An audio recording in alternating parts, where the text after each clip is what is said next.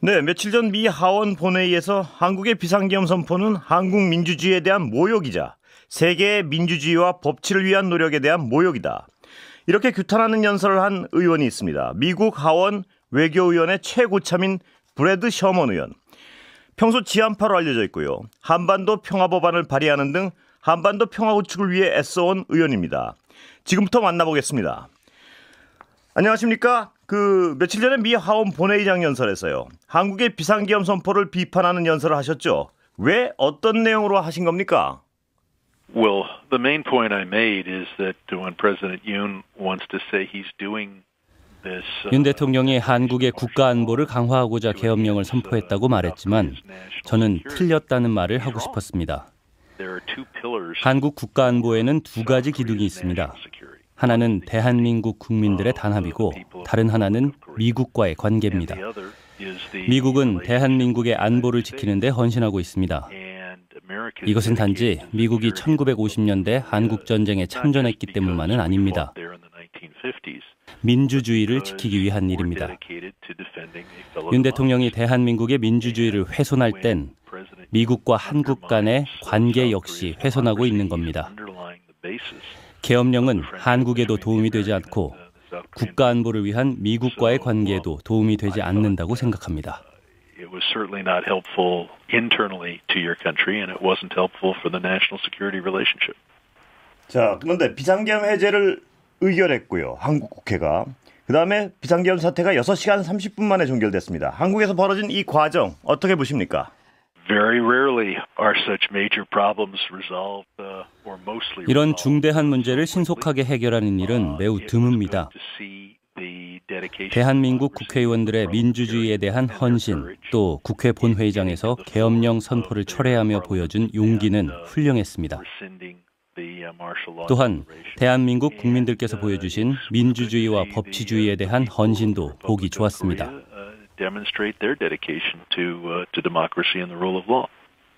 계엄 사태 이후 전국에서 수많은 시민이요. 윤석열 대통령 탄핵을 요구했지만 한국 국회 탄핵 표결은 여당 국회의원들의 그 집단 퇴장으로 정족 채우지 못해서 폐기됐습니다. 이 점 어떻게 생각하십니까? I'm part of the American government and 미국 정부의 일원으로서 대한민국 국회의원들이 탄핵 표결을 어떻게 해야 하는지에 대해선 의견을 내기 어렵습니다. 이 탄핵 절차가 개정될 수 있다는 점은 알고 있고 대통령이 한국 헌법의 계엄령 조항을 남용하는 걸 보는 것은 당연히 실망스러운 일입니다. 앞으로 어떻게 진행될지 세세하게 지켜볼 것입니다. 그러나 가장 중요한 건 평화, 민주주의, 헌법이 승리했다는 것이죠. But the key thing is peace, democracy, and the Constitution prevail. 미 국무부가요. 한국의 대통령 탄핵 소추안 표결을 지켜본 뒤에 적절한 민주주의 절차 작동을 촉구했습니다. 어떤 의미인가요? Just consistent with what I said to your 앞서 질문하신 내용과 일관되게 말씀드리자면 미국 국민과 미국 정부는 헌법, 법치주의, 민주주의를 따르는 데 전념하고 있습니다. 전 세계 민주시민들은 실제 비상사태에 근거하지 않은 계엄령 선포를 거부합니다. 윤석열 대통령이요. 비상계엄을 선포할 당시에 동맹국인 미국에 알리지 않은 것으로 알려졌는데 만약 미국에 알렸다면 미국 정부는 어떤 입장을 보였을까요? No. would have been the response of the U.S. government. 절대 안 된다가 미국 정부의 반응이었을 겁니다. 미국은 분명히 정교한 정보 시스템을 갖추고 있고 한국에 상당한 병력도 배치하고 있습니다. 계엄령을 선포할 국가 안보상의 필요성이 전혀 없었다는 점을 우리 모두 잘 알고 있습니다. 그리고 앞서 말씀드린 바와 같이 우리는 민주주의와 법치주의를 위해 헌신하고 있습니다. 그래서 윤 대통령은 미국의 계엄 여부를 미리 알렸을 경우 미국이 부정적인 반응을 내놓았을 것이라는 점을 잘 알고 있었을 겁니다. 이 때문에 미국에 알리지 않았다고 생각합니다. 자, 최근에 한국 국회에서 밝혀진 내용인데요. 조태열 외교부 장관이 비상계엄이 선포된 지난 3일 밤에 필립 골드버그 주한미국 대사가 전화했지만 받지 않은 것으로 확인됐습니다. 조 장관은 상황이 너무 급박하게 돌아가고 있고 잘못된 정세 판단과 상황 판단으로 해서 미국을 미슬리드하고 싶지 않았다고 설명했는데 이 사실에 대해서 어떻게 생각하십니까?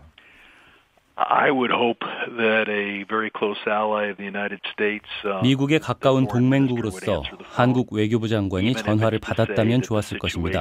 비록 상황이 불안정하거나 장관이 모든 정보를 가지고 있지 않았더라도 말이죠. 비록 상황이 불안정하거나 장관이 모든 정보를 가지고 있지 않더라도 말이죠. 저는 제 아내에게 전화가 오면 바로 받습니다. 저에겐 아내가 가장 중요한 사람이기 때문이죠.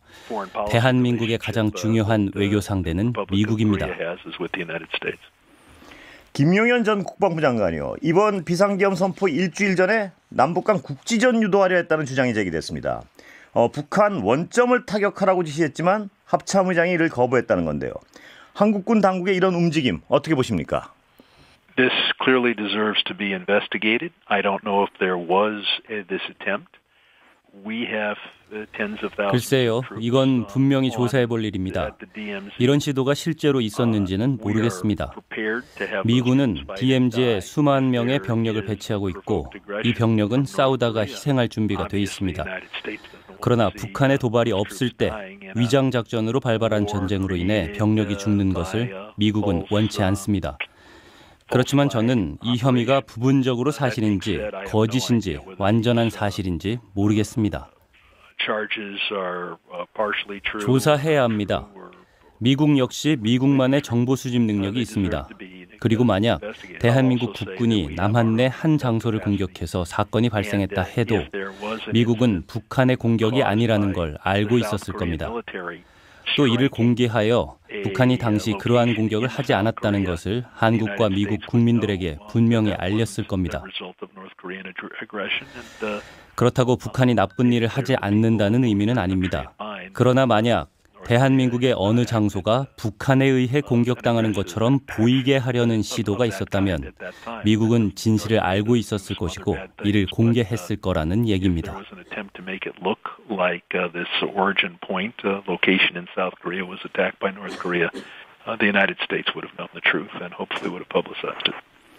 자, 한국 국민들은 지금 제2의 계엄이 있을지도 모른다. 이런 우려와 공포심을 가지고 있습니다. 실제로 만약 이런 일이 벌어지면 미국은 어떤 조치를 취할 수 있을까요? 윤 대통령이 다시 계엄령을 선포하지 않겠다고 선언했으니 그러지 않기를 바랍니다. 그렇게 할 근거가 없습니다. DMZ 상황은 벌써 몇 달, 몇 년 동안 불필요한 수준까지 긴장 상태입니다. 북한 정부는 여러 잘못된 조치를 취하기도 했습니다. 그러나 대한민국 정부가 분쟁을 유발하는 조치를 취하면 미국은 바로 알게 될 것입니다. 그리고 이 문제에 대한 책임이 누구에게 있는지 전 세계에 알릴 것입니다. 김정은이 대한민국을 공격하는 것과 대한민국이 스스로를 공격하는 것에는 큰 차이가 있습니다. There's a big difference between Kim Jong-un attacking South Korea and South Korea attacking itself. 자, 의원님께서는 미 연방의회에서요. 한반도 평화법안을 통해 한국전 종전과 평화조약, 북미 간의 외교관계 수립 등 북미 화해와 교류 협력의 중요성을 강조하고 계신데요. 현재 공화당 4명, 민주당 49명 등 많은 연방의원들이 지지 서명하신 것으로 알고 있습니다. 한반도 평화를 위해 노력해 주심에 감사드립니다. 이번 법안의 핵심 내용은 어떻게 되는지, 그리고 앞으로 이 법안이 향후 트럼프 행정부에 어떤 영향이 있을지 말씀해 주시죠. This is a small part of the overall efforts to deal with North Korea. I don't support making unilateral concessions. 이건 북한을 다루기 위한 전반적인 노력 중 일부에 불과합니다. 저는 북한에 일방적으로 양보하는 것은 지지하지 않습니다. 특히 북핵 프로그램에 대한 협상을 기대합니다. 이 법안의 핵심은 미국이 한국, 중국, 북한과 함께 1953년 전쟁을 공식적으로 종식시키기 위해 협력하는 것입니다. 아이젠하워가 1953년 휴전협정을 맺은 것은 부당한 양보였지만 한반도 평화법안을 통하면 더 이상 부당한 양보는 아니게 될 겁니다. 전쟁은 끝났고 이제 평화조약을 통해 공식적으로 종식시킬 때입니다. 더 큰 문제는 북한의 핵 프로그램입니다.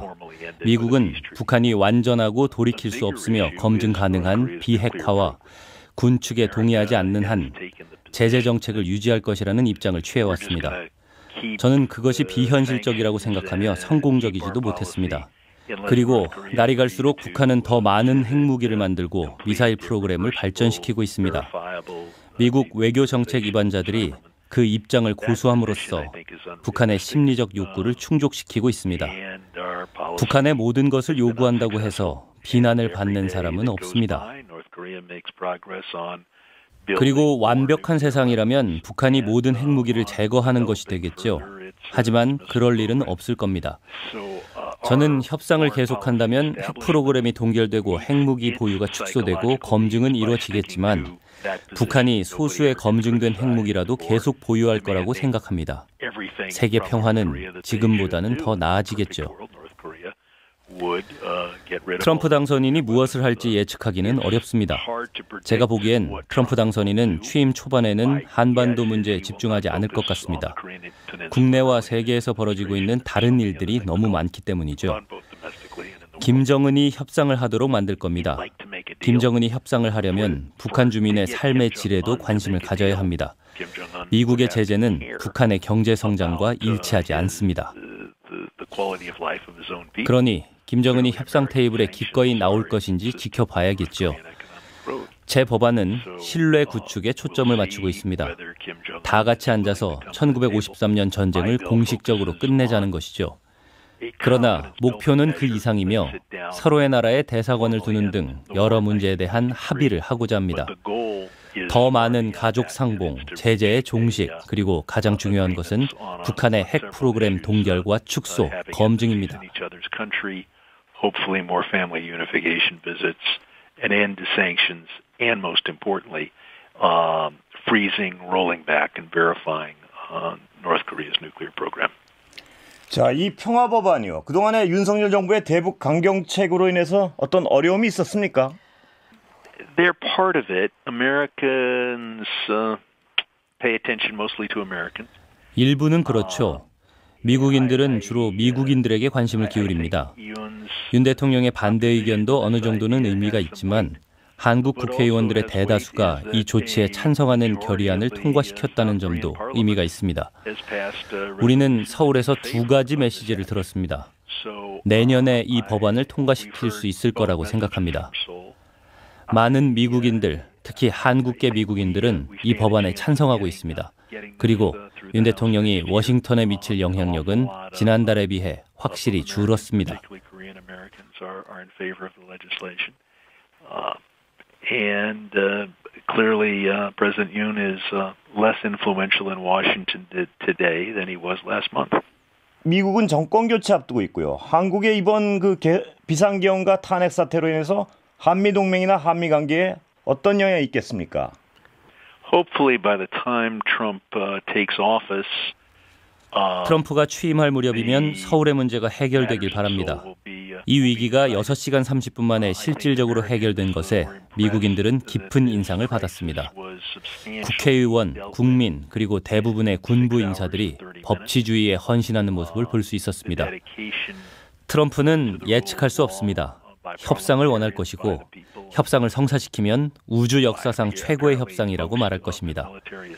트럼프는 다른 대통령이나 세계 지도자들이 주장하는 전통적이고 전문적인 사전 작업 없이도 김정은을 만날 의향이 있었습니다. 트럼프는 우리가 사용하는 표현을 빌리자면 날개 달린 듯 행동했습니다. 수많은 헤드라인을 장식했지만 사실 큰 진전을 이루지는 못했습니다. 김정은이 협상에서 합리적인 입장을 낼 의향이 있는지 지켜봐야 합니다. 김정은의 공식적인 협상 입장은 이런 것 같습니다. 최대한 많은 핵무기와 가능한 한 많은 핵무기 운반 체계를 만들고 10,000명 이상의 병사를 우크라이나에 보내 싸우게 하고 경우에 따라서는 목숨을 걸고 싸우게 하면서 그 대가로 러시아의 추가적인 기술을 얻으려는 것 같습니다. 따라서 거래를 성사시키려면 두 사람이 필요합니다. 그리고 트럼프가 전통적인 사고방식에 얽매이지 않고 행동할 수 있다는 건 좋은 일일지도 모릅니다. 트럼프는 예측할 수 없습니다.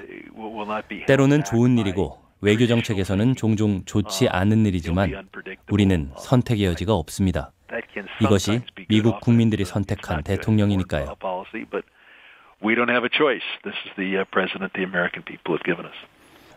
트럼프 차기 정부의 한반도 정책 간략히 좀 예상해 주시죠. Well, first, President Trump will be concentrating on so many other things. Domestically, he wants to 우선 go to 트럼프 war 대통령은 with the 국내의 bureaucracy, 다른 일들에 먼저 집중할 겁니다. 수십만 명의 정부 직원과 관료주의에 맞서 싸우고 싶어 하죠. 2025년에 만료되는 세법 조항에 집중하고 특히 2017년에 만든 대기업에 대한 감세를 갱신하기를 원할 겁니다. 외교 정책에 집중할 시간적 여유가 있다면 시리아, 이스라엘, 가자지구, 우크라이나 문제도 있죠. 이런 이슈에 가장 관심을 둘 것이라 예상합니다. 신이 금지하지 않는 한 한국의 헌법 위기가 어떤 식으로든 해결되지 않는 한 말입니다. 지금으로서는 한국이 12월 3일의 사건을 잘 극복해 나가고 있는 것처럼 보입니다. 그러나 마찬가지로 북한의 행동이 신이 금지하지 않는 한 더욱 공격적으로 변해 트럼프의 관심을 끌 수 있습니다.